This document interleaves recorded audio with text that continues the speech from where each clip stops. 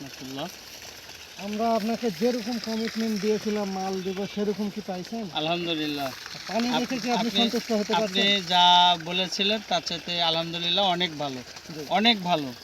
আর পানি যতটুক চেয়েছিলাম তার চাইতে আলহামদুলিল্লাহ অনেক সুন্দর পানি উঠতেছে, যা আমরা সবাই খুশি। আল্লাহর কাছে শুকরিয়া, আলহামদুলিল্লাহ, আলহামদুলিল্লাহ। মাশাআল্লাহ। পানিটা দেখেন আমাদের পানিটা কি খুব পরিমাণ সুন্দর। পানি উঠতেছে।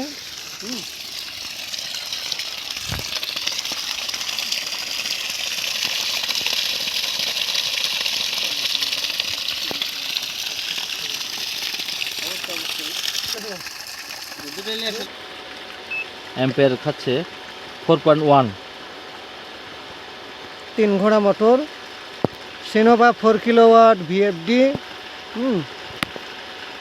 4.2 অ্যাম্পিয়ার, কারেন্টের অ্যাম্পিয়ার খুবই সুন্দর।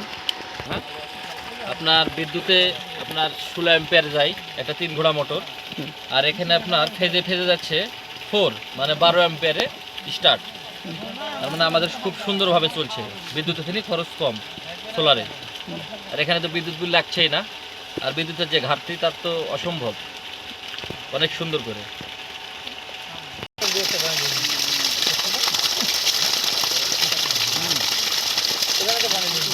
3 ঘোড়া ওমেগা সাবমার্সিবল পাম্প, বিশ্ববিখ্যাত Longi solar panel 360 watt, mono বাইফেস।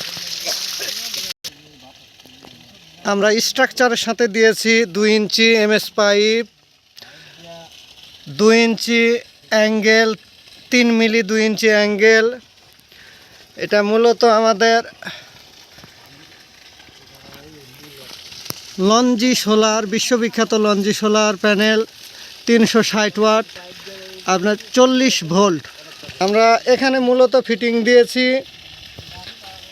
14টি panel, তাতে মোট হয় 5040 ওয়াট আর কি। এ ভাই মূলত নিজ উদ্যোগে সাবমার্সিবল পাম্পটি বসালেন এবং প্যানেল সেট করলেন। আপনারা দেখতে পাচ্ছেন এটি মূলত একটি ডাঙ্গা মাঠ। এখানে পানির কোনো ধরনের সুব্যবস্থা নাই, চারিদিকে আবাদ আছে। নিচে তাকিয়ে দেখেন আলু আছে, অন্যান্য দিকে সকল সবজি বা ফসল আছে, কিন্তু এখানে কোনো ধরনের বিদ্যুতেরও ব্যবস্থা নেই, পানিরও ব্যবস্থা নেই।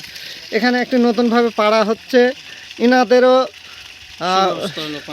পানির একটা সুব্যবস্থার প্রয়োজন ছিল, সেটা হলো।